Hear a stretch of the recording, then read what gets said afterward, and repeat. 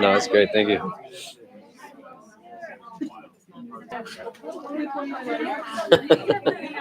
These things are so weird. These are like shit. No, it's okay. It look like we're.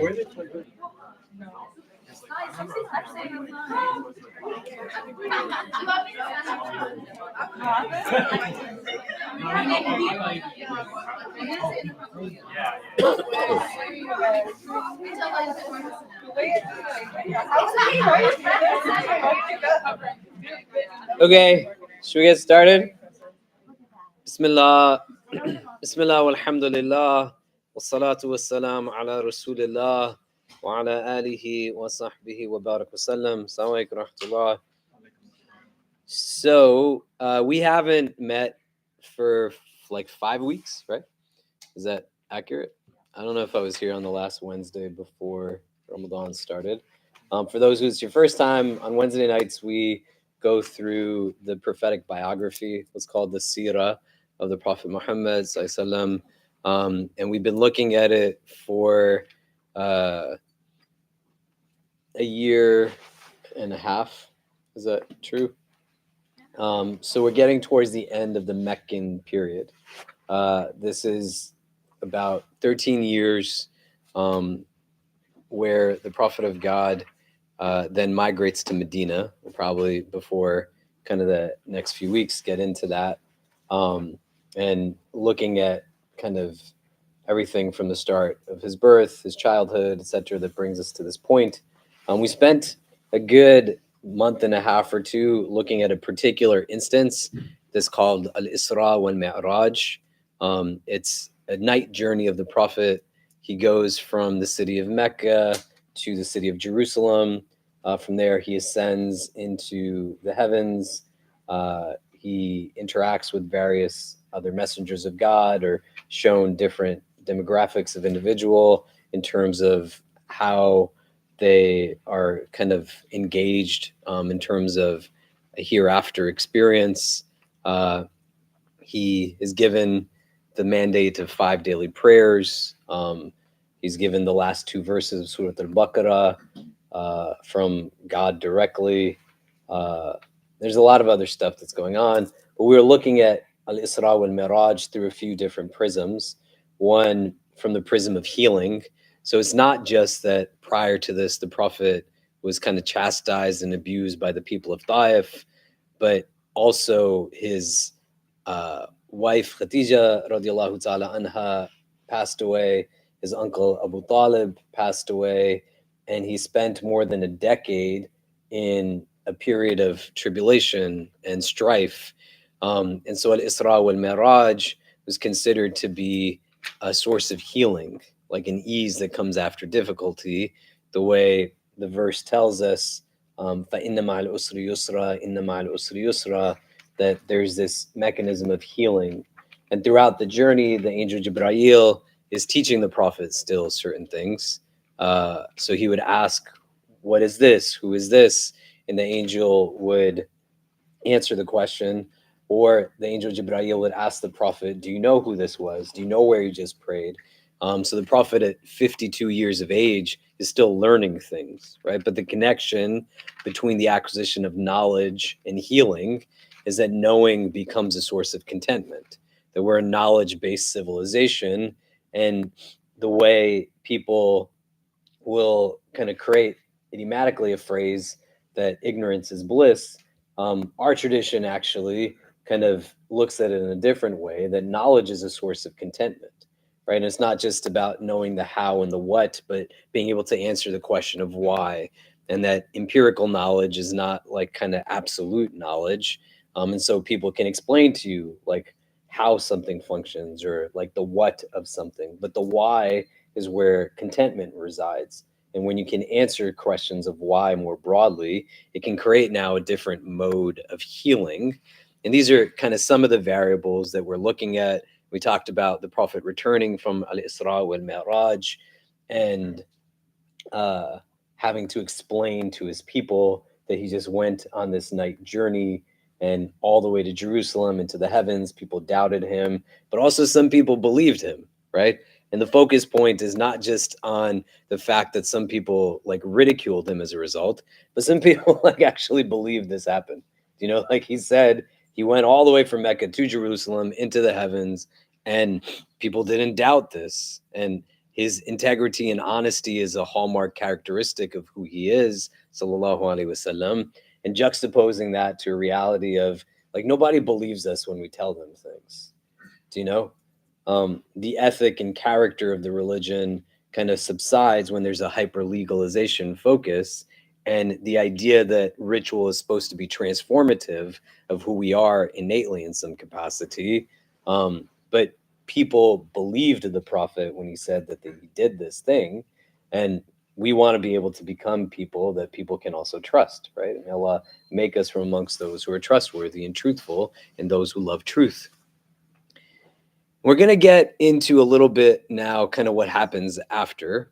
The Prophet ﷺ has protection, not from his uncle Abu Lahab, who was taken over as the kind of chieftain of their clan after Abu Talib passes away, but another man by the name of Mut'im ibn Adi, who is the chieftain of another clan, is the one who's offering the Prophet protection. That's why no one's killing him in Mecca. He still has protection other somebody else. And we're going to talk about like some of what he does thereafter. Now the days of Hajj are coming, and the Prophet is looking for somebody to ally himself with, right? And essentially transfer his allegiance of a tribe to another tribe to be able to gain protection. So he's coming from tribe after tribe in the city of Mecca as they're coming for Hajj, and just engaging and announcing, like, this is who I am, this is what I'm about. And people are either rejecting him or eventually will get to a place where they start to affirm and accept. So we'll kind of talk about some of that a little bit. But we want to close off on the conversation of Isra wal Mi'raj before we stand for Maghrib. And in this prism of healing now, right, as well as the prism of knowing, one of the things that comes, the angel Jibra'il, like after the 5 daily prayers are mandated, right? Musa alayhi salam and the Prophet have this conversation that some of us know, right? 50 works its way down to 5. The Prophet says, like, he would be embarrassed to engage more on this. How do we understand now that this is what Allah gave the Prophet on a journey that was meant for healing? And in a journey that is creating like knowing, right? Knowing oneself, knowing Allah, knowing like whatever it is that he's being shown. But the connection point here is important for us to create our own paradigm shift, because a lot of us are given just practice without a sense of the spirit of the practice. You do the practice regardless of the spirit of the practice. And the spirit of the practice is not what then kind of creates the legitimacy of the implementation of the practice. So someone says, for example, traveling these days isn't as hard as it was, so I don't have to shorten my prayers when I travel. Like, no, you shorten your prayers because that's what we're told to do. There's different opinions on like the obligation, when you combine, when you don't, can you pray like the entirety of it or not? But just for the theoretical of the conversation, let's not get into like the nuance of different opinions on what is required or not. One wouldn't say because it's not hard that I now abrogate this, right? The spirit of it is not what defines the black letter of the law, so to speak. Does that make sense? Do you know? So we're not saying like I am spiritual in different ways, that's why I don't have to pray 5 times a day. The mandate is there of 5 daily prayers, but to understand at this juncture in your own spiritual evolution, the idea of prayer without a sense of purpose or objective, it can make it a lot easier then to see it as a burdensome distraction rather than kind of a meditative practice that is a spiritual exercise that functions as a spiritual oasis of replenishment. So when hadith tell us that, would you say of somebody who essentially like bathed in a river 5 times a day, they're not going to be like dirty, they're going to be clean. So the analogy, you don't just know it, but you seek to comprehend it. It's meant to be something that's relieving us of like stress and anxiety and overwhelming natures. Do you know? The introduction to this comes at a point when the prophet needs healing. He's gone through over a decade of pain, and Allah gives him 5 daily prayers and leaves no room for doubt. The angel Jibreel walks through the timing of the prayers and everything else that goes into it. It's going to be a key vehicle. It's not being given to him in Medina, it's being given to him towards the end of Mecca. He still doesn't know what's going to happen when he lands back in Mecca after this entire thing. So I'd like for you to do, just for a couple minutes as we go into Maghrib in 5 minutes, right? Where does this shift come in? And what do I need to do to realign myself to the idea that Salah is what it's supposed to be, right? That it's not like a burden or a distraction. I can feel that. No one's negating the feelings. And you don't want to throw your back against the wall. You got to do it once a day before you do it twice, twice before you do it 3 times, right? This is like a Seerah class. Our prophet says, that I was sent just to perfect ethical conduct, right? In Allah rafiqun wa yuhibbul rifq wa yu'ti ala rifqi ma la yu'ti ala al-unth, that Allah is kind and he loves kindness and he gives for gentleness what he does not give for harshness. This is hadith, right? It's not debatable. Do you know what I mean? So you want to be kind to yourself. We're not saying let's assess my own individual relationship with 5 daily prayers right now.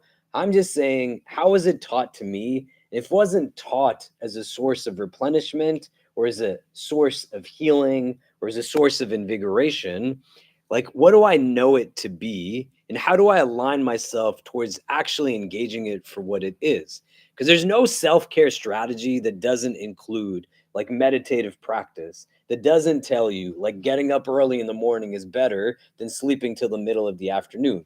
Barring like circumstances where some of us are not privileged, you have people who might have to work late night shifts, right? They're not awake during the day, they're awake at night and they sleep during the day. Allah make it easy. We're not talking about the specifics of that in a way that undermines that, but the particulars are that for most of us, we're not orienting our things around these 5 touch points.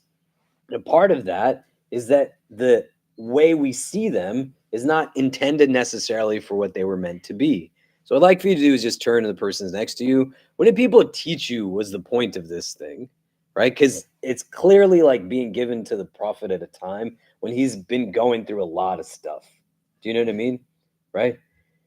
And then 2, how do I start to realign myself towards it in a way that it actually now cultivates consequently what it's supposed to? So we can turn the person next to us. Let's talk for a little bit. If you've never been here before, the idea is not to like negate someone's responses. You want to listen as much as you're talking, and don't hesitate in speaking because you're worried about saying the wrong thing or that you might not say the most correct thing, but we want to learn from each other's perspectives. Let's talk about it for a minute, and then we'll kind of discuss for a bit and then break for Maghrib. But go ahead.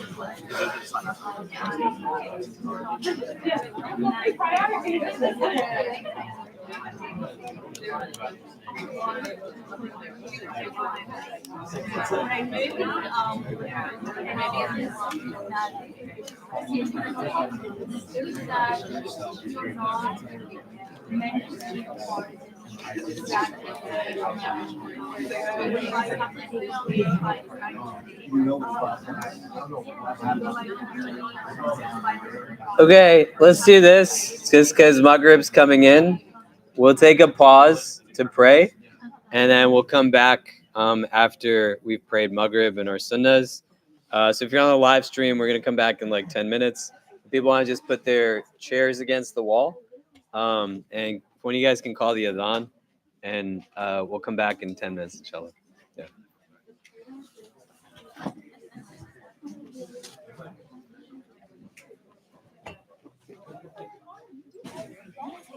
Don't turn it off. Don't turn it off. Yeah. Yeah.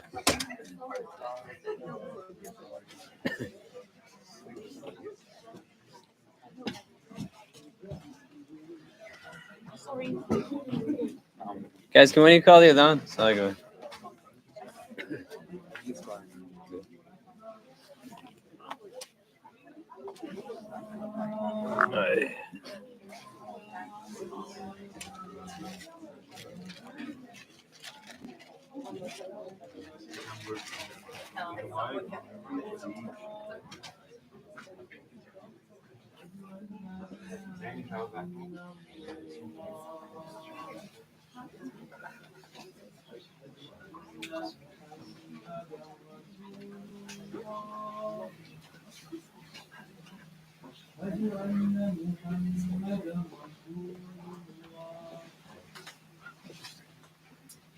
حي على الصلاة حي على الصلاة حي على الفلاح حي على الفلاح الله أكبر الله أكبر لا إله إلا الله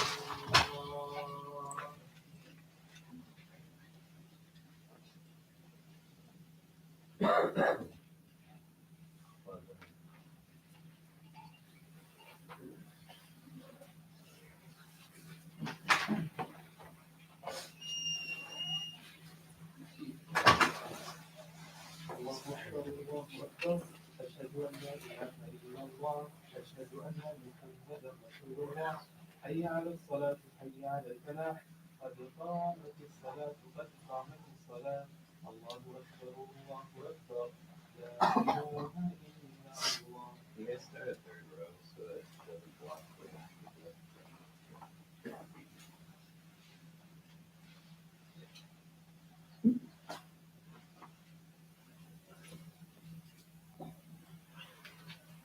الله أكبر.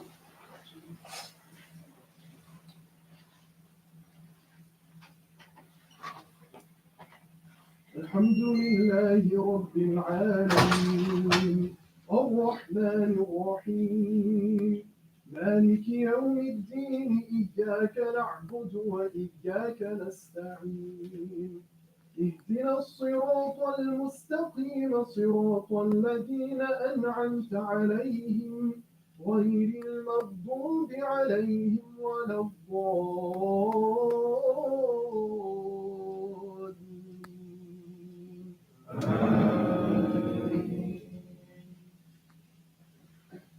من جاء بالحسنة فله عشر أمثالها ومن جاء بالسيئة فلا يجزى إلا مثلها وهم لا يظلمون. قل إنني هداني ربي إلى صراط مستقيم دينا قيما ملة إبراهيم حنيفا وما كان من المشركين. قل إن صلاتي ونسكي ومحياي ومماتي لله رب العالمين لا شريك له وبذلك أمرت وأنا أول المسلمين. قل أغير الله أبغي ربا وهو رب كل شيء ولا تكسب كل نفس إلا عليها ولا تزر وازرة وزر أخرى ثم إلى ربكم مرجعكم فينبئكم بما كنتم فيه تختلفون. وهو الذي جعلكم خلائف الأرض ورفع بعضكم فوق بعض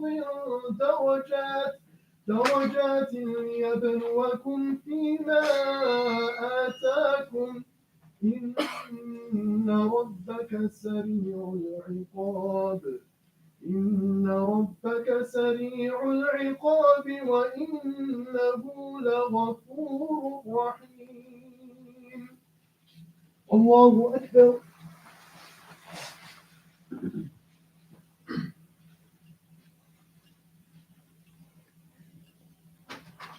سمع الله لمن حمده.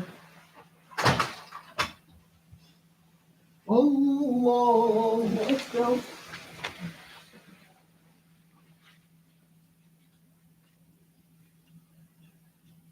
الله أكبر. الله أكبر.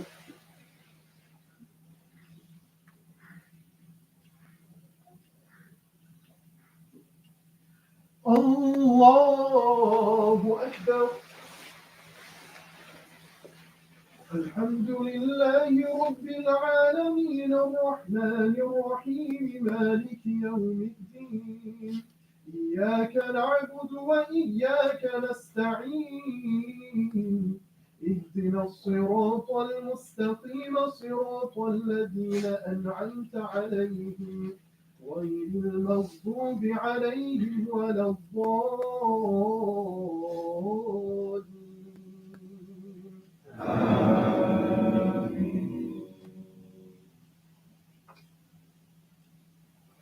إن المتقين في ظلال وعيون وفواكه مما يشتهون كلوا واشربوا هنيئا بما كنتم تعملون إنا كذلك نجزي المحسنين ويل يومئذ للمكذبين.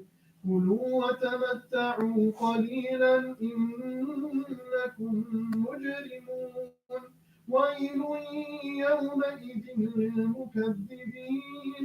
وإذا قيل لهم اركعوا لا يركعون ويل يومئذ للمكذبين.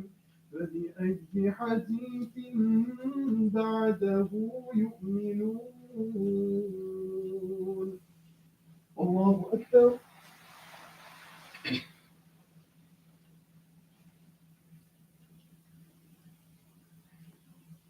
سمع الله لمن حمده.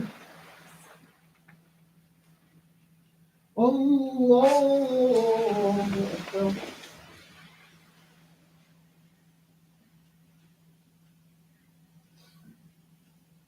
الله أكبر. الله أكبر.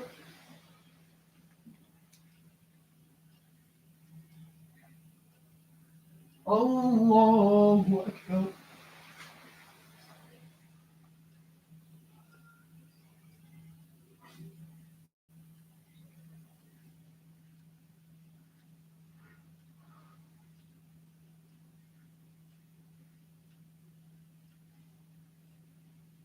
الله أكبر.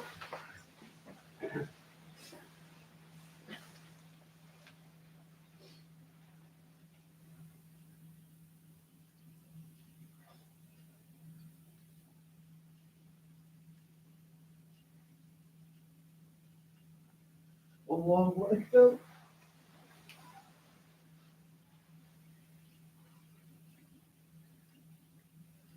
سمع الله لمن حمده. الله أكبر.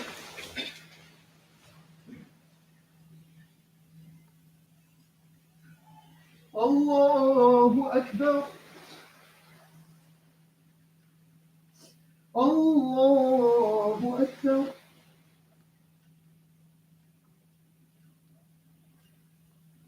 الله أكبر.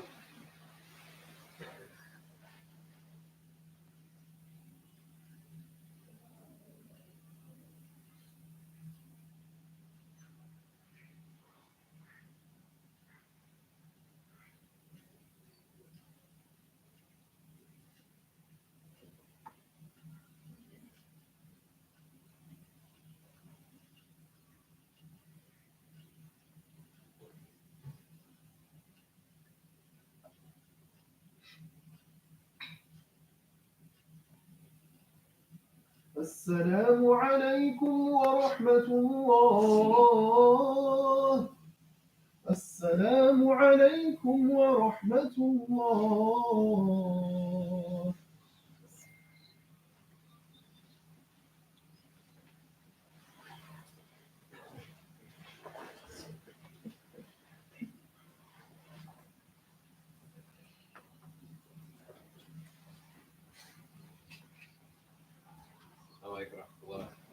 We're going to resume the halakha in about 5 minutes. So those who want to stick around, we do a Seerah halakha every Wednesday night. You're more than welcome to stay. Probably go till around Isha time, inshallah. But once you're done praying your sunnahs and making dua, we'll start again at 5 o'clock.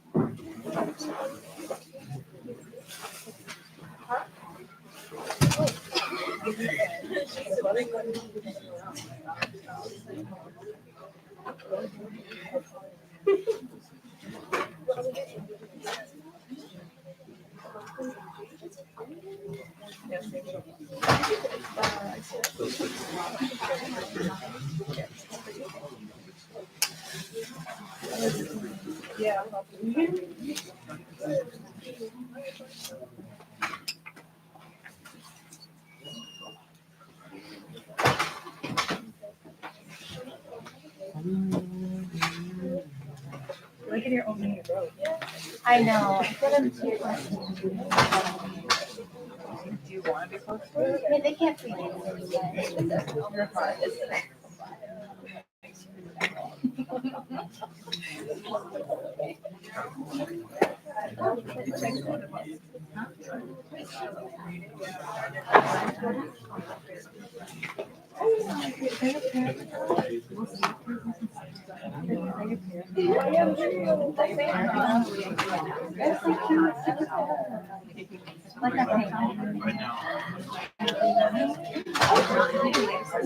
You rotate.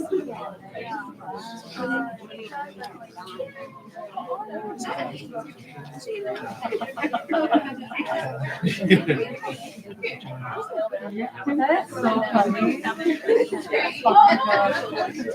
Okay, should we get started again? Bismillah, Bismillah, walhamdulillah, wassalatu wassalam ala rasulillah, wa ala alihi wa sahbihi wa barak wasallam. Assalamu alaikum wa rahmatullah. So, Maghrib is going to keep coming in the middle of this and get a little later each week, just so we can anticipate that. We'll try to start as close to 7 as possible. It just depend on Dr. Marwa's halaqah, what time that's going to be wrapping up. But going into the summer, we'll probably shift this one back to 6 or 6:30 because the building will close a little earlier in the summer. But we'll let people know kind of at the end of May what's going to happen. So what do we talk about? Why do we think this is what Allah gave to the Prophet? How does it relate to like healing? How is it kind of taught to you, this idea of prayer and what needs to shift? Because Allah could have given him anything, right? Like he could have given him fasting, right? Because fasting is not mandatory yet at this time. Do you know what I mean? He could have given him other verses of the Quran. You know, there could have been any number of situations that came into fruition.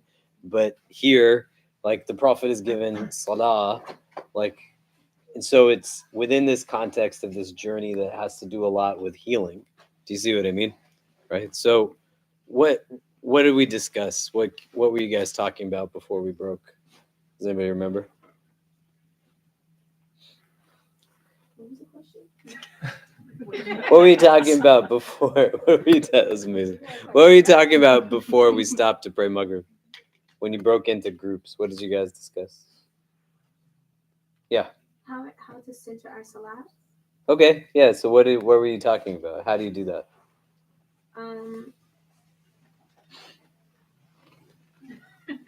By like focusing on not rushing through it and not being like not having it be like a checklist thing, and actually like putting that time into it so you can actually build the connection with Allah. But how does it get to the place that it already is that? Do you know? Like, I'm not bothered by delaying it or missing it or kind of doing it very haphazardly. I see it as something that creates more stress for me rather than like a stress relief, you know? And you want to think expansively about this because you do live in a world that benefits from you being exhausted and tired. Do you know what I'm saying? Right? And salah is given to the Prophet early on. قُمِ اللَّيْلَ إِلَى قَلِيلًا. We talked about when we were talking about initial revelations, right? Ya ayyuhal muzammil, ya ayyuhal mudaththir, you know, all of these things kind of creating an opportunity for healing. And so the Prophet is still getting up late at night. Remember when he comes back from Ta'if and he's stationed at the place, we discussed this like 2 months ago, and the jinn come and engage him in conversation, like he's praying like Qiyamul Layl after he's been abused in Taif. It's like a go-to as a source of replenishment and healing. Do you know what I mean? Right? And not in like a moment of exasperation only, but also, right? Times of joy, times of achievement. He's got a distinct relationship to it. What gets in the way for us? Like, do you see it as that? Not aspirationally, but actually, right? Because to get to a goal necessitates knowing where you stand in relation to it. Sometimes I don't get to a destination, not because I don't know where I want to be, but I'm not actually being honest where I'm starting off from. Do you know what I mean? Yeah. What were you going to say? I feel like it has a lot to do with like you have to change like the way you see it. I think for me, before I used to see it definitely as a burden. I think I don't know all the like if you grew up in an African Muslim household, like a lot of the times it was like you have to pray, you don't pray, you go to hell. So you kind of grow up with this negative connotation, like I have to do this You because guys if are I don't nodding do your it- heads. That's what we talked about. You grew up in Yeah. African households. Okay. Yeah, that's the same as like back to Yeah. You know, so like you Go kind ahead. sorry, Yeah. you have this like negative connotation growing up. Like if I don't do this, then I'm gonna go to hell. So I feel like when you associate those negative feelings, fear with it, it really does like shape the way you see Salah. So, um, like it's crazy. Like I was telling my group a few months ago, like I wasn't even praying, and like I could not bring myself to pray. Like it felt like there was always a reason. Like I'm too busy, or like just I'm too tired. I can't do it. But like once I actually started doing it, I'm like, wait, there's actually like I feel calmer. Like I actually feel like my stresses are going away. I feel less anxious. So you start to realize like the reason why it's mandated is not to actually bring hardship to your life. It's supposed to like Allah knows it has these meditative qualities to it. It's supposed to help us like calm down. So I feel like it starts with I don't know, changing that mindset. And then once you really start to experience those benefits, you want to pray. Like, I want to pray, you know? And then the other thing is like planning your life around it. I feel like before I used to, I don't know, compartmentalize my life a lot. I'm like, okay, my gym life, this is my social life, whatever life. But like Allah should be overseeing all of those things. So like right now I usually at the gym, but I'm like, no, I'm gonna stay here because I know that Maghrib is at this time and then afterwards I can go to the gym. So many things we can push. Your salah you cannot push. I feel like you really have to make it a non-negotiable the same way we make a lot of things. So yeah, and then also just being realistic where to start. You know, I didn't just start praying 5 times a week. I was like, okay, like this Ramadan, I'm gonna really like, you know, I started there and like now like subhanAllah, I think like I won't stop. So yeah, if you're feeling like you're not gonna like you're too far in, like you're never too far in, you can start. Yeah, sorry. Yeah, exactly. Okay, that was great. But where does the mindset come from, right? Everything has a catalyst. Allah uniquely has eternal beginninglessness. Do you see? So everything needs something to put it into existence. Do you see what I mean? And that can exist also intangibly, like thoughts, ideas. You know, like when we look at the story of Nuh alayhi salam, we look at where like idolatry surfaces. It has a starting point, and then it grows, right? These were well-known people. Let's make statues of them. And over time, people forget the narratives of the ones they made statues of. They just had deference towards them. And then they slowly start to get to a recognition that, like, well, these people had such a respect, and they start to impose like other things. But you're going from point A to point B. The introduction of Salah comes on this beautiful journey in a context that is now something that you don't see people saying, like, man, because they're still in Mecca, right? You know, and Mecca is not easy. Mecca is difficult, right? It's not easy. Fasting is not easy when it comes down, right? Like Badr happens in Ramadan, you know, like it's not that everyone's just kind of sitting there and everything's la di da. They're within the prism of realities that they're engaging in practice, and there's a different understanding of what practice is. What is this? Cookie. Oh, thank you. Am I supposed to pass these around? Yeah, I don't know where they've been. I think everybody got. Did you guys get cookies over here? You did? Thank you. I'm not gonna lie, all I've eaten in the last 4 hours are Reese's peanut butter cups. And this last meeting I had, somebody bought like some kind of fancy cakes. I don't even know what it was. They said this is like this bakery's own version of a Twix bar, which didn't make any sense to me. I probably eaten more sugar in the last 3 hours than I have in the last month and a half. So if I crash in a little bit, it's because this is OD'd on sugar. But thank you for more sugar. Suck lip there. It's got to have a starting point, right? The idea didn't originate in like this home that's being discussed. Do you know? You want to see like shifts come in. When we talked about Hajar, peace be upon her, engaging the Jurhum when the well of Zamzam is established, there's a shift somehow in race and gender dynamics that this entire Arab tribe is negotiating with an elderly black woman over who has control over the water, and then they acquiesce to what she says. And it's just her and a baby. If they killed her, who would have known? But there's something that shifts at that level, right? Something is shifting, and you want to be able to see why. Like, why is that happening? That from its point of origin, it gets to a place where it's now not what it was, and the ritual stays the same, but perception of what it is skewed. And that's what Shaitan does. In an Adamic narrative of creation, what Iblis interjects is not only, but also an act of racism. I'm a fire and you have earth, right? That where I'm from makes me better than you. You know, an act of arrogance, an act of flawed logic, limited knowledge, right? It's arrogance. God is literally saying, do this. And he's saying, no, I think I know better. Do you know what I mean? But everybody sees what Allah is telling them to see, and Iblis sees it differently. And so he's interjecting limited perspective, skewed perception also. And if he can get you to skew perception of what something is, right? That's why you make dua, like, let me see truth as truth and falsehood as falsehood. Because somebody could see falsehood and see it as truth. Someone could see truth and see it as falsehood. Someone could see ugliness and see it as beauty. Someone could see beauty and see it as ugliness. Do you know what I mean?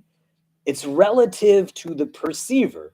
And so you perceive whatever it is you perceive that can come from socialization that also has a starting point that's not necessarily embedded in something good.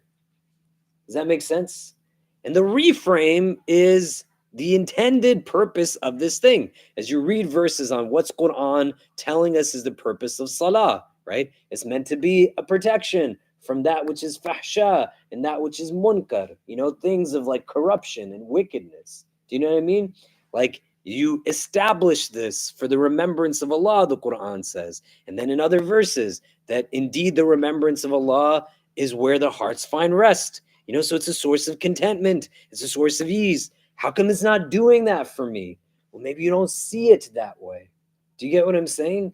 And that perception is coming from things that are consciously or unconsciously learned behaviors. And you got to go back to what the foundations are, and not just treat it as a story. But after the Prophet went through over a decade of difficulty, his wife is killed, his wife dies, his uncle dies, Taif rejects him. He's gone through years of persecution. People have stoned him, abused him, killed his companions. He's had companions have to leave Mecca, migrate to Abyssinia. Allah could have given him anything, and he gave him prayers, mandated daily prayers. Not even قُمِ اللَّيْلَ إِلَى قَلِيلًا, that you're in this place where there's not like the same structure around it, but that much more institutionalized. Do you know? And he's also getting it at a critical moment because he's got to go and build Medina after this, right? And it's one thing to have to deal with persecution. It's another thing to have to build in a place where struggle is a little bit different. Uhud hasn't happened yet in what we've discussed. Badr hasn't happened yet, right? These battles haven't taken place. Do you see what I mean? There's still a lot more stuff that's going to come. That's going to be that much more escalated and elevated. And he's still a person who has also already experienced the challenges of what he's experienced, the loss of loved ones and grief, and at a very human level, a lot of different things that are very heavy and hard to deal with. And you got to just think about it. Allah could have given him anything, and he gave him these prayers. You understand? You can't get out of it other than what you put into it. And if you don't know why you do it, it's going to eventually become something that you leave behind in pursuit of something that you have attached incentive as to why you do it, right? I am going to study hard, and I am going to get a job, and I am going to make money so that I can be a potential suitable life partner for marriage based off of standards, right? That's why you're killing yourself. You're not trying to like be good at everything that you do just because you have a passion for it. Like a part of it embedded in the same social structures is that you're only like good in a core belief structure if you espouse like certain characteristics. Do you know? You know that you come from cultures that people are not saying, I wish that my daughter would marry like a blue collar worker. Not that there's anything wrong with it. I'm saying objectively. You know, my son can only marry this. My daughter can only marry this. This is where a lot of it gets rooted in a pursuit more broadly of what contentment might entail, but it is in socialized norms that create themselves now with intentionality that says, if I don't get this done, I'm not going to get this thing. But if you don't think prayer is a yield of contentment and balance, then you're going to throw it away for something else that's going to be a band-aid. Why did you stay up in the late hours of the night at Ramadan? So that you would stop praying after Ramadan? Do you know? I was talking to a guy earlier who's at his wit's end. May Allah make it easy for him. His brother's sitting with me some days ago, and he's dealing with the harsh realities of like visa status and this and that. And he said, can you tell me a prayer I can pray so I'm not stressed anymore? And then before I could say anything, he said, just know I don't pray my prayers. Sometimes when I feel like it, I get up and pray 2 rakahs in the morning, and that's it. I said, well, why do you do that? He said, I don't know. Sometimes it just feels good to start the day that way. I was like, but what are you basing that off of, right? We're having a real conversation. He's making himself vulnerable to the conversation. It's not accusatory. We got to a point where in his own determination, he said, he's just making his own religion at this point, right? Like fundamentally, it's not about me being subservient to God, but making God subservient to me. So I'm just going to do it when I feel like it, at the times I feel like it, and when I feel like it. It's like, no, the ajr is in the struggle, right? It might be hard to wake up for fajr versus saying, I just don't do it. But it's like, why? Do you know? Or the night before, though I spent it, how did it show me that Fajr the next day is important? You see what I mean? And the Prophet has gone through such difficulty and hardship, and he's still in a place where he's able to carry burden and heaviness and do so in a sense of meaningfulness. You cannot divorce the salat from this. Do you understand? And getting yourself to align towards a place, you don't benefit from the exercises you don't do. Do you know what I mean? The number of images that I see on social media every day where like TVs are getting thinner and individuals watching TV are getting wider, right? But like people see it, but then they don't do anything in relation to it. Do you know what I mean? Allah entrusted your soul to be encapsulated in this physical vessel. You weren't built to sit as much as we sit down, just like we weren't built to consume as much as we consume. Do you see what I mean? Right? You were built, though, to pray these 5 prayers as a mechanism to find healing and replenishment, to find blessing, to find growth. How can you benefit from what you don't do? But then understanding why I might not do it, I might not understand what the actual point was of this thing. And if I can align myself to a belief in what it's intended to be, the same way I kill myself in pursuit of what it is that I kill myself in pursuit of, would it really be that tough to actually get it done? And then it perpetuates itself, right? Once you start the exercise, then you start to slowly see the benefits of it. Early on, you get used to the form, the mechanics, the timing, but then it starts to become not second nature, but regular enough that the performance of it yields what it is. And whether we do it or not, you can't deny that when the Prophet's in a place of pain, Allah, who loves the messenger of God, gives to him this gift of salah. And you want to see how it synergizes in this conversation of healing. Does that make sense? Okay. So we can pivot a bit in the conversation because the Prophet is now going to be in a place where he's got to still come back to Mecca. Do you know? He had this majestic journey and he comes back into Mecca. And where exactly is he at this point? Like, if we were to identify success at the level of like whatever metrics of success, year 12 in Mecca, like, what's he really got going for him at this point? Like, what can we say? If we were to define and describe the situation on the ground, what would we say it's looking like right now? Is he in charge? No, right? Does he got anybody that's got his back really? No. Are his companions like suddenly not being persecuted? Like, what's working at this point? Huh? Nothing, right? Like, like what's working? Is anything going in a way that one could determine success? No, right? Right? It's been 12 years. Do you know what I mean? And what does he, quote unquote, have to show for 12 years of effort? And how is he still then doing it? Do you get it? Right? And letting this be a key part to understand before we go into Medina, because before he gets into Yathrib, which becomes Madinatul Munawwara, he's still in a place where he comes back to the reality of Mecca. And after 12 years, the mechanisms of what we understand achieve. If you did something for 12 years, right? What would you expect the motivator to be? That I'm now at a place where I basically have been turned out by my community. I've cut off allegiances. Like, nobody's really got my back at this point.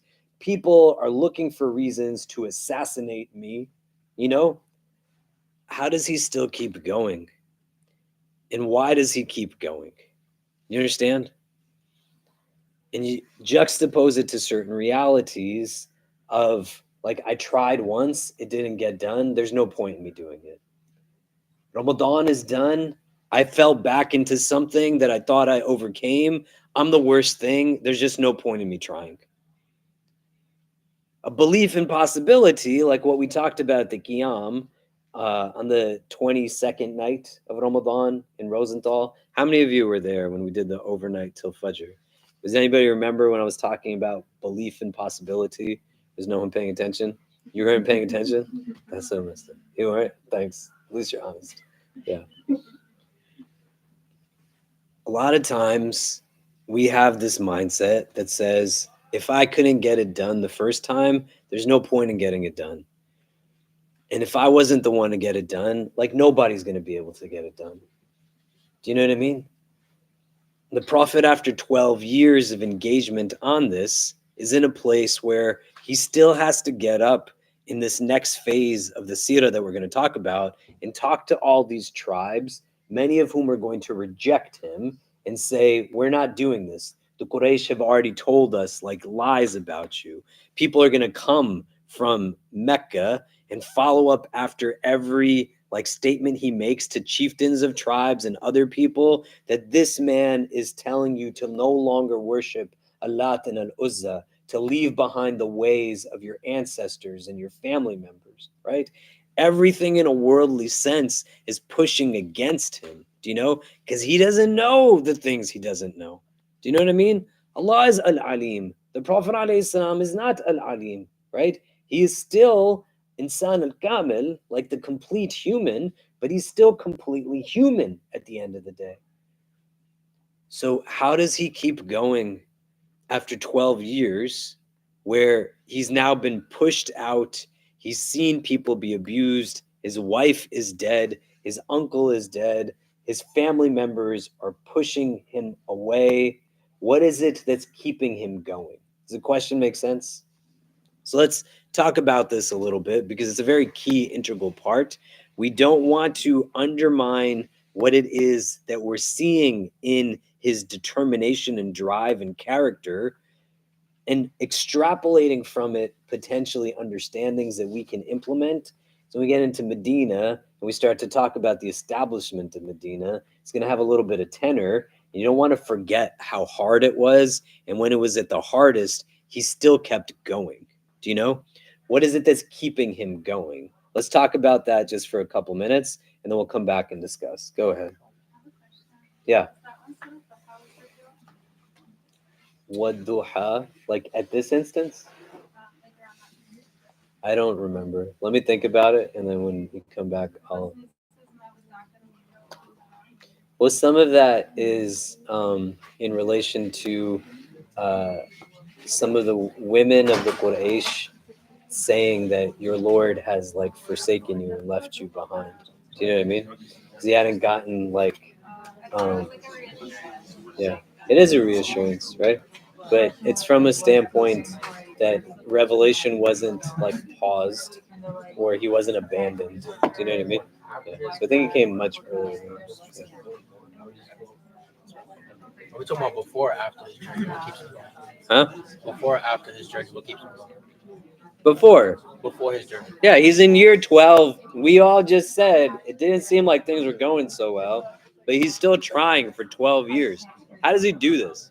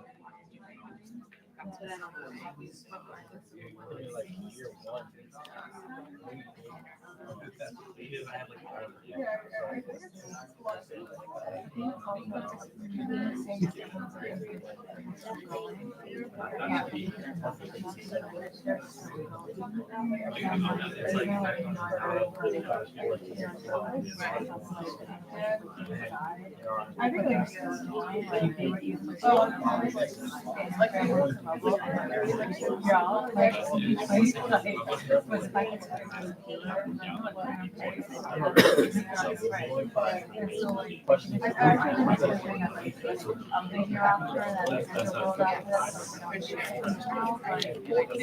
Because like I think it's like another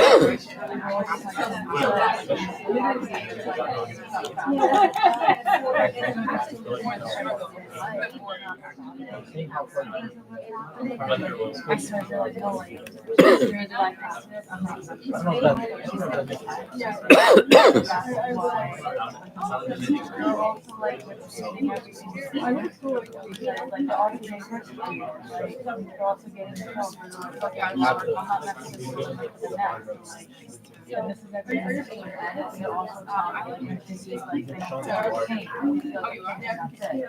They're pain birds. They're not, they live in a rough life. So the fact that your mentality is there, I think it kind of makes the physicality yeah, I feel like people are getting targeted, like whether you inform or not, like they're gonna see your cause, they're gonna start being like,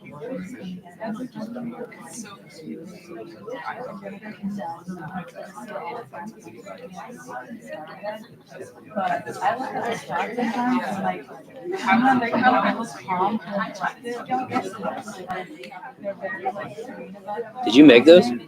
What are they? What are they? Like what kind of? Sending your house. So what's in it? They You send these to our house all the time? all the time during COVID. So good.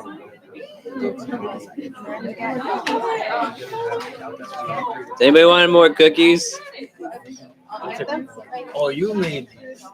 Ah, that makes sense. Handmade. That's why it's called Carmen's Cookies. Just bring them in the office. In my office? The staff office? Yeah.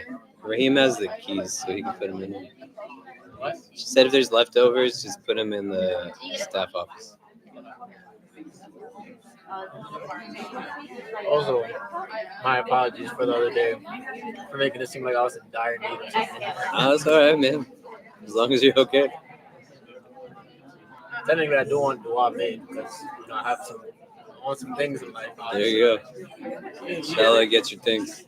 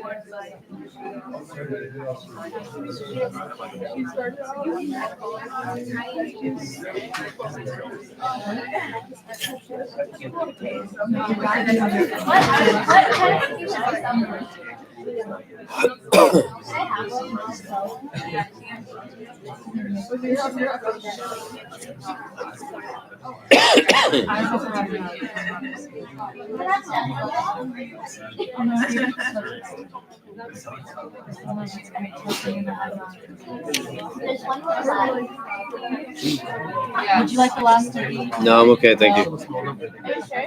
Yep.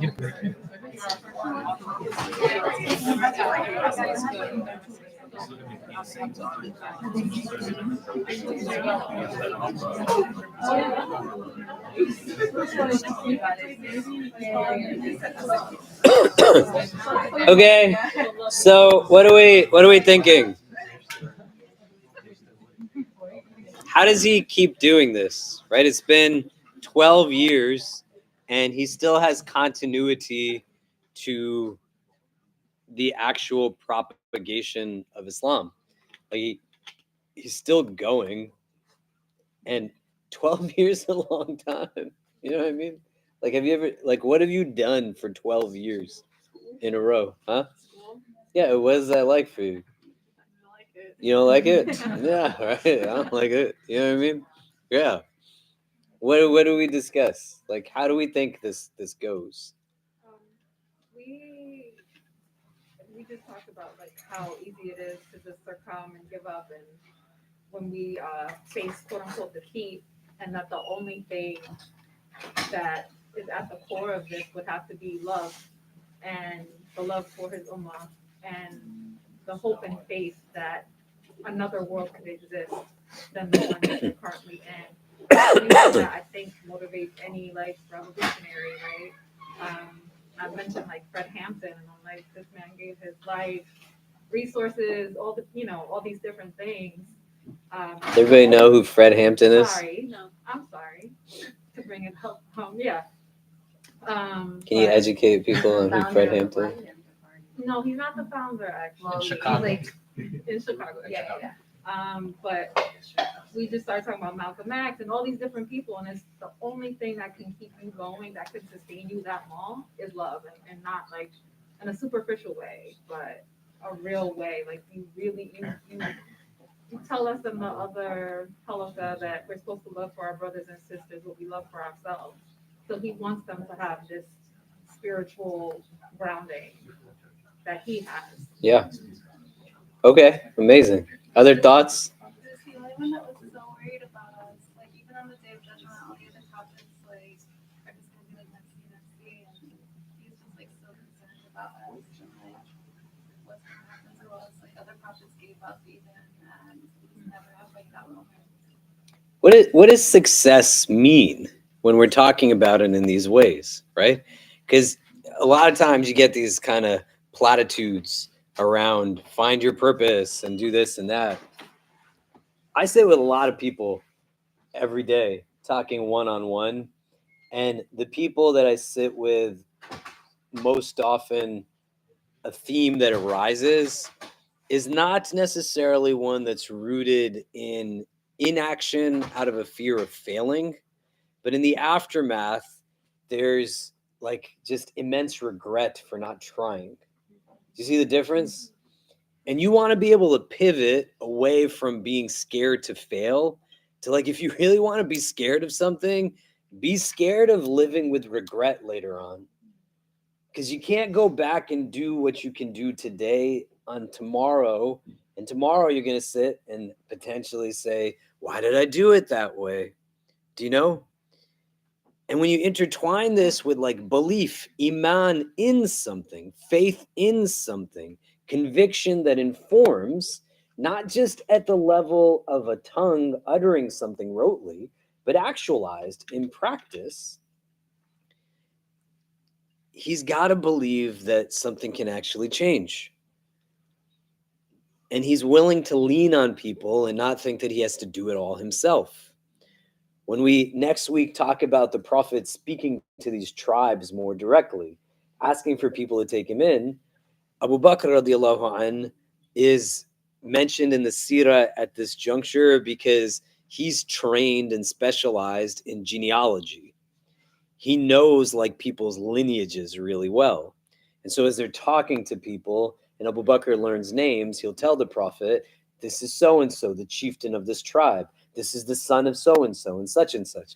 The prophet is taking advice from Abu Bakr because he doesn't have like this knowledge base that Abu Bakr has. It's not possible for everybody to know every single thing. Do you see what I mean? And he's trained in something in his upbringing. The prophet is willing to learn from other people. Do you understand? Right? It takes a lot to not have ego. This is why you got to look at the Seerah literature all on a whole and the things that we talk about. Do you know what I mean? Like people coming and talking to the prophet of God. Everybody's got like the sun blazing on them and there's a cloud creating shade only for the messenger of God. You know what I'm saying? How do you not build an ego that's unhealthy in this way? You know? But at the same time, when you're talking about fortitude and courage and valiancy, all of which is the middle way. Any characteristic that the prophet manifests is defined as the middle way. Courage is the middle path that we aspire towards, with the extreme being recklessness and cowardliness. Do you see? Like what he puts out there is always the middle path. That's what we want to aspire towards, right? May Allah make us like the prophet of God. When you stop believing in what's possible, You start putting your trust in things that don't make any sense, in systems that you put your trust in that then have you go back to the first conversation that we had, saying, this space won't let me pray my prayers. Or I feel weird in asking somebody to let me just be who I'm entitled to be. I'm learning about myself through myself. I don't have to beat myself up. It can be hard, right? Allah make it easy. But if you don't see that it's not a fear of failure that paralyzes him, but a love that motivates, and also understand it in the prism that later on, I don't want to say, I wish I could have gone and done it differently. The theology informs the decisions. You only get this night ever tonight. This night cannot exist tomorrow night. It just simply cannot. There's no way for you to replicate this night a week from now in its actual existence. It will only exist and then cease to be from the standpoint of time experienced. So the pivot has to be not a fear of failure, but a fear of regret. And you don't want to look back with regret. I sit with people who are about to die a lot.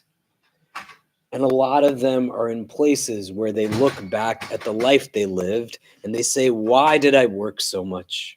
Why? Why didn't I spend more time with my loved ones and my friends? Why? Nobody's saying, I wish I had 5 more minutes to go and gossip and lie and backbite. A lot of them are saying, man, I wish I could make up some prayers right now. Some of them are saying, I wish I was more generous. I wish I was more kind. A lot of people, it's not funny, except for love. They're like, I don't want my kids to inherit from me. They're not even here with me. Like, you're here with me. Why are they not here with me? Regret. One of the classes I teach in our public policy school is based off of like principles of regret that people commonly have at the end of their life.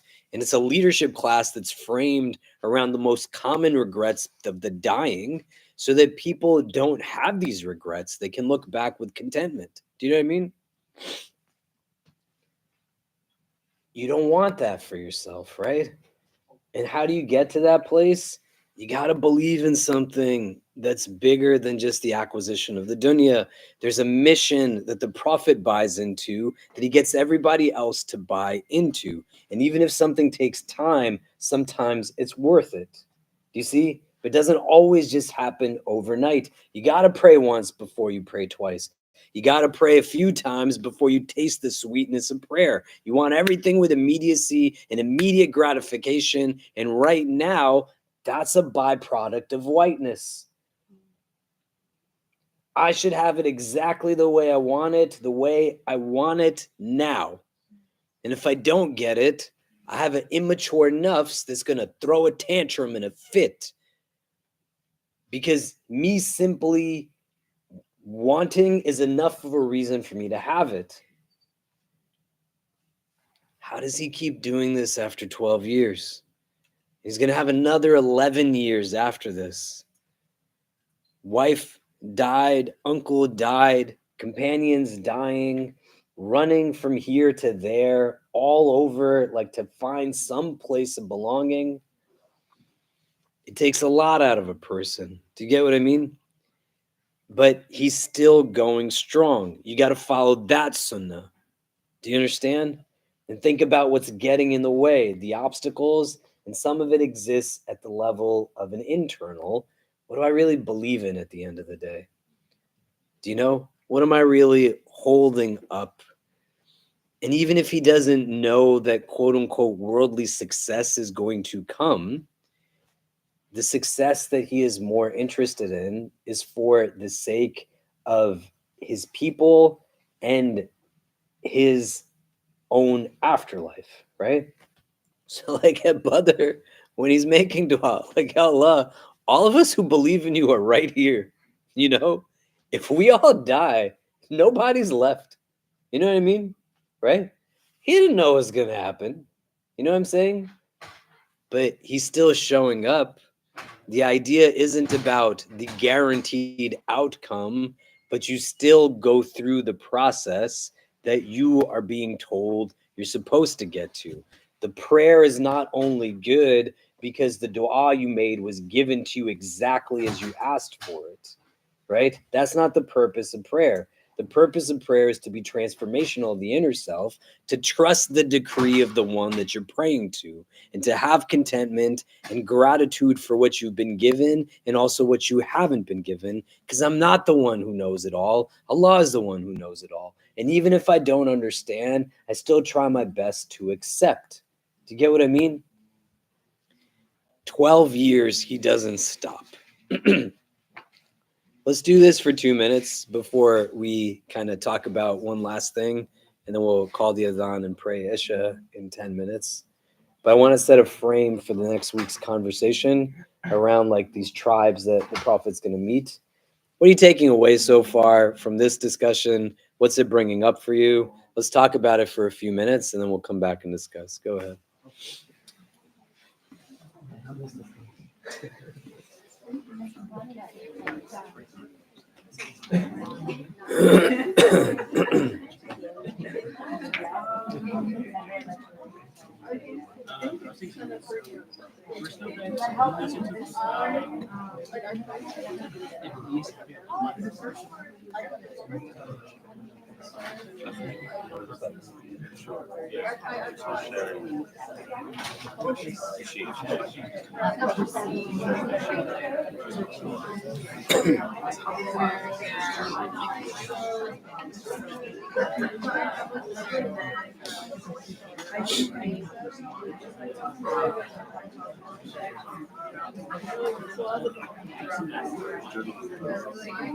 It makes me think this is like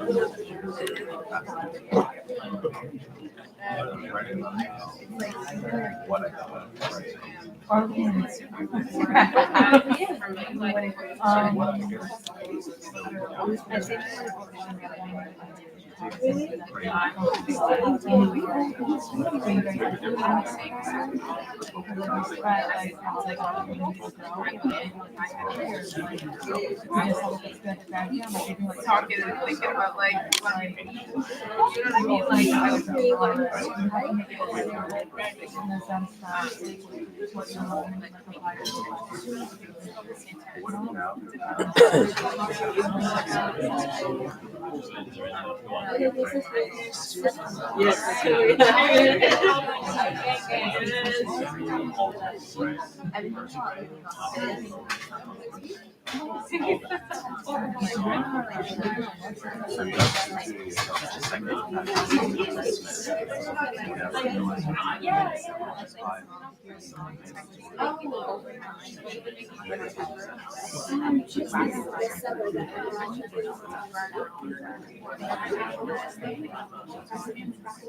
very interesting journal.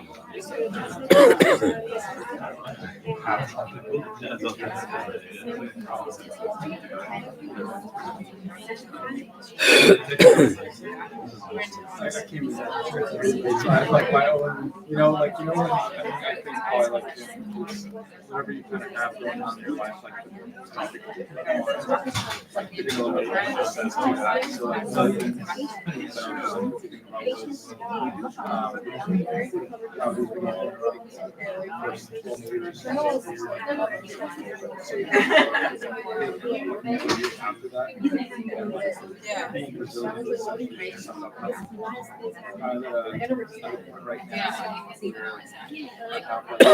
like it's time for like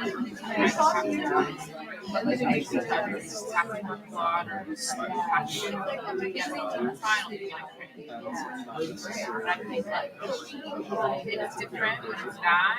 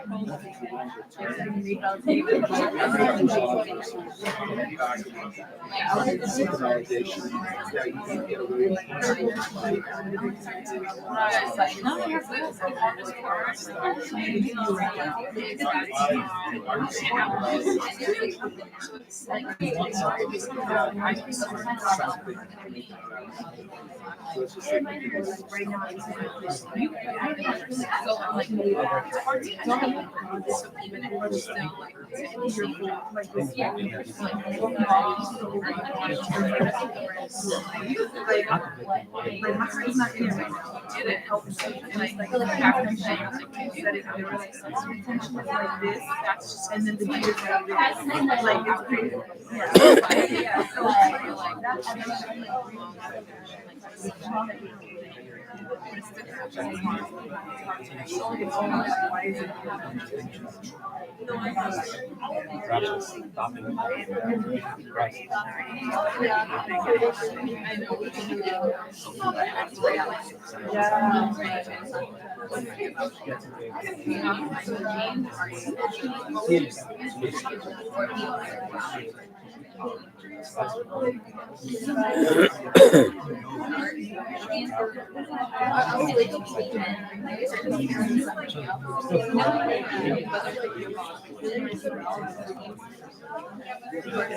Okay.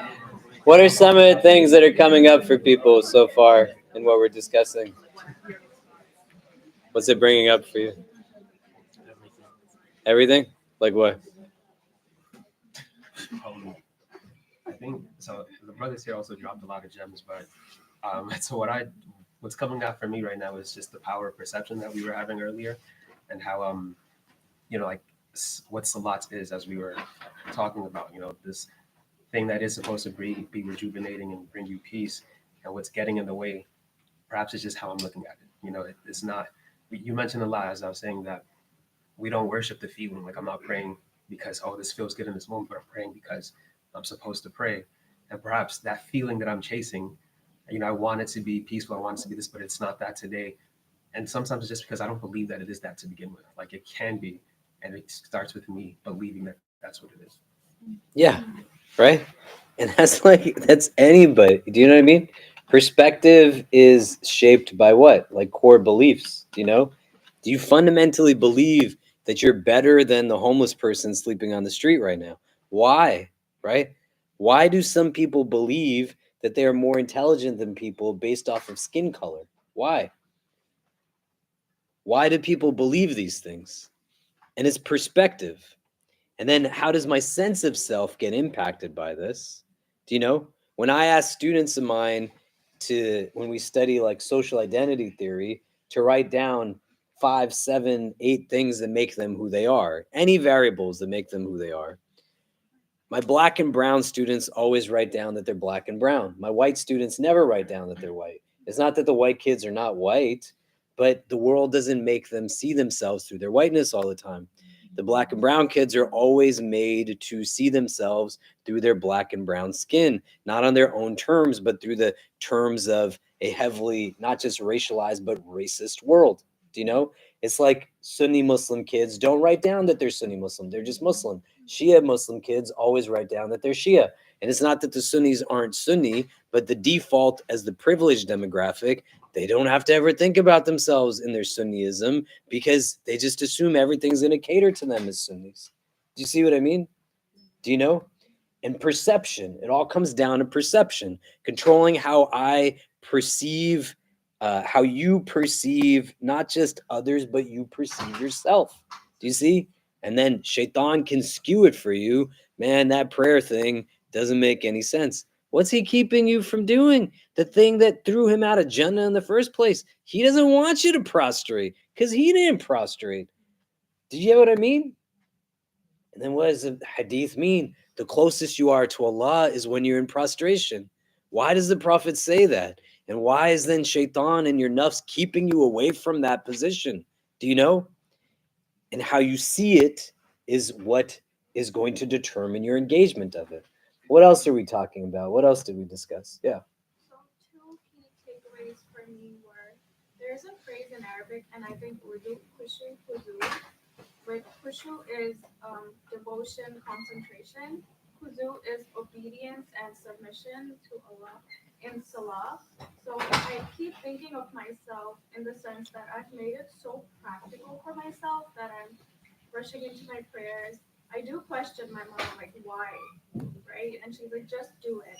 And same with Dr. Rania Awad, one of her lectures, she said, fake it till you make it, even with salah to get yourself into the habit. And like we said, one prayer a day, then two, and then inshallah, you feel the khushu khushu.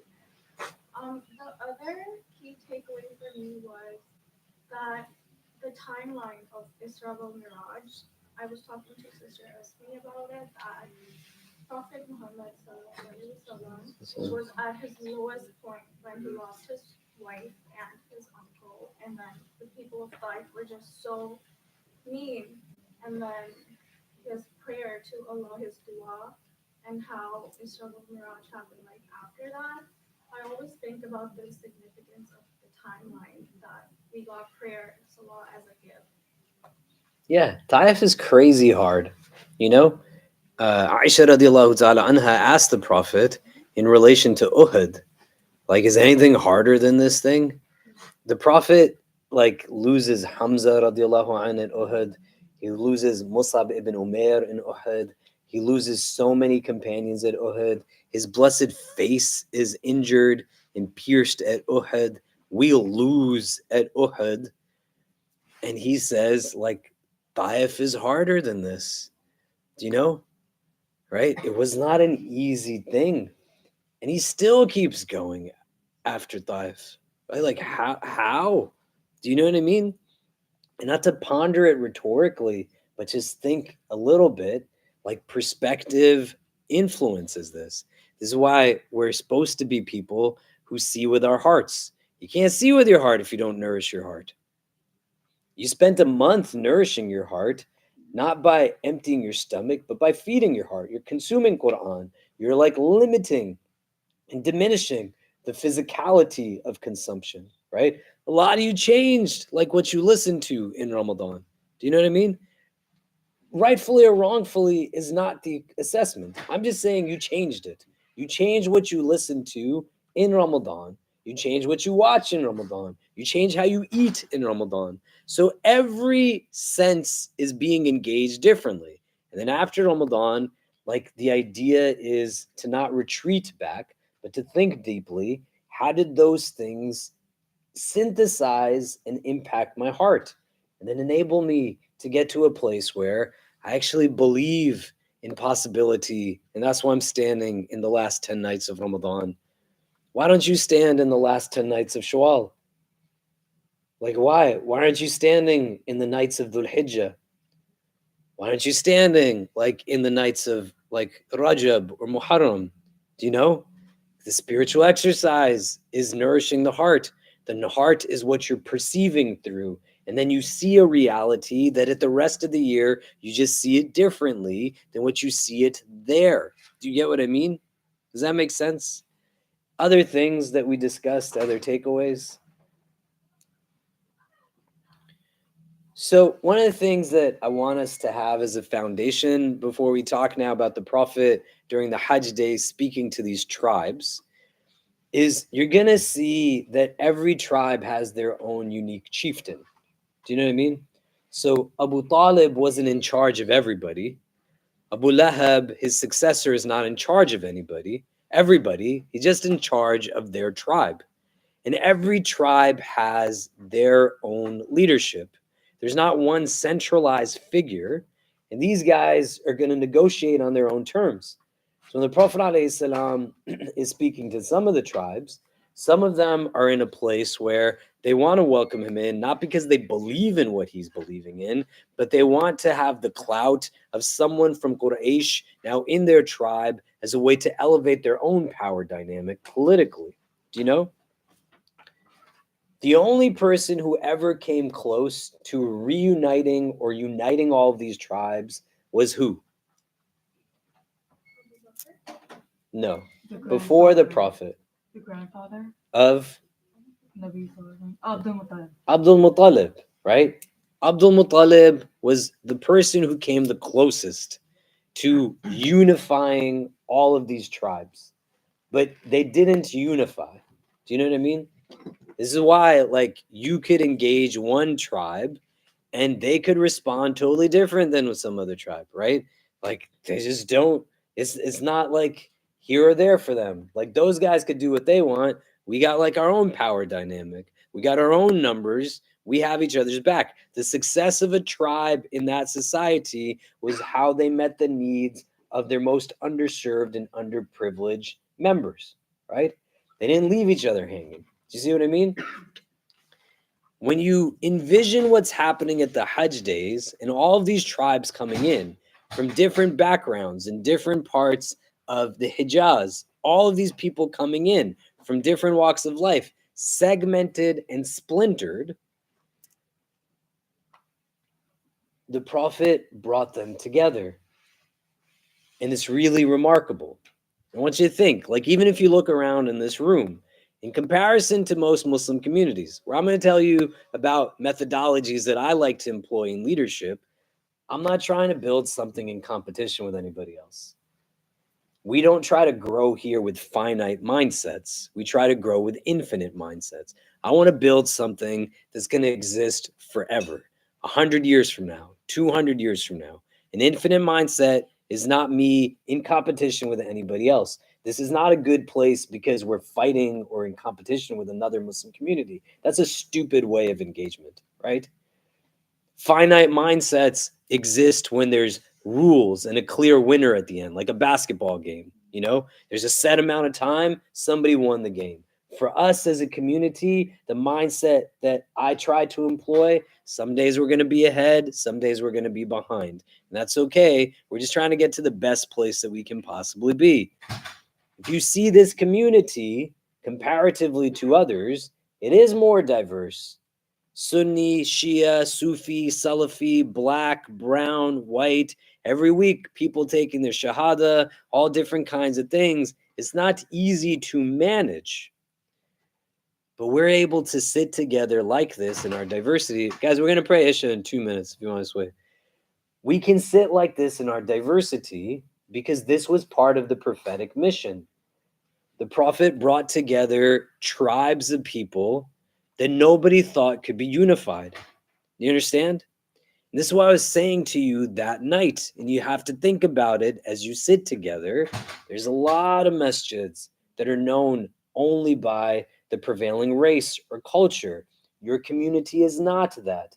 This is what I was telling you. If you don't believe in miracles, you're not going to know that you're part of something miraculous.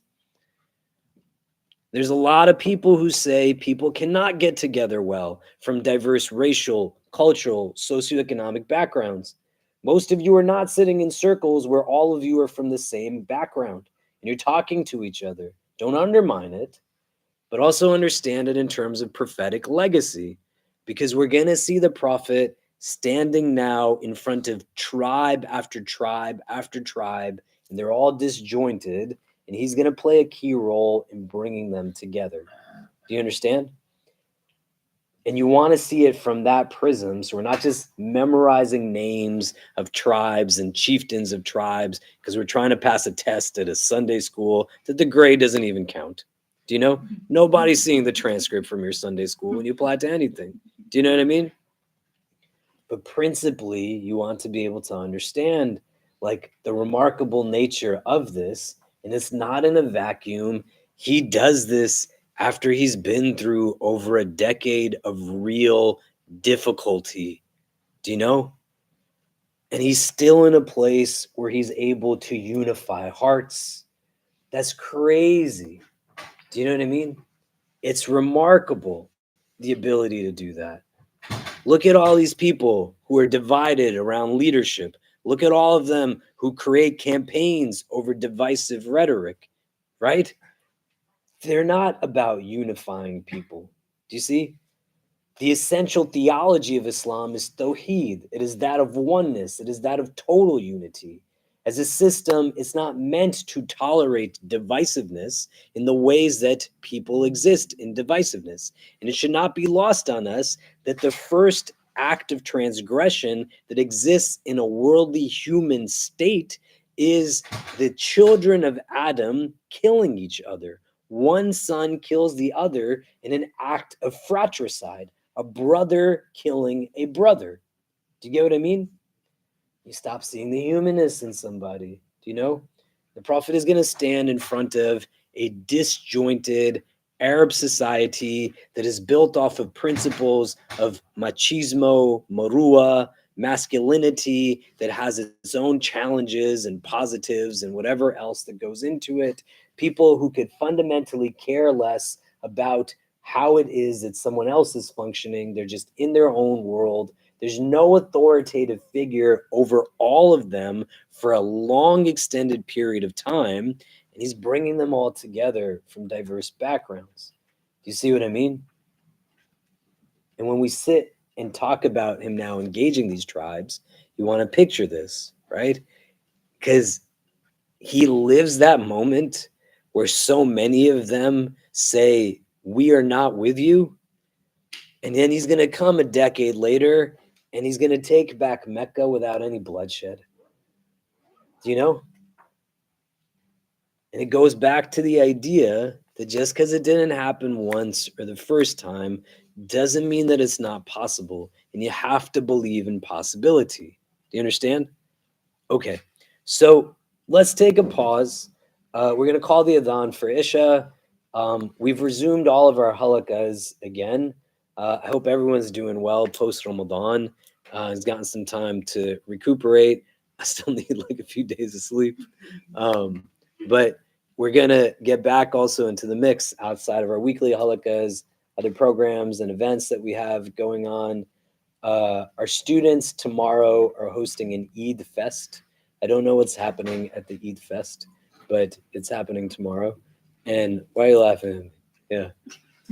It's not what? Yeah. Friday is Jummah. I think tomorrow we're gonna start Thursday iftars again.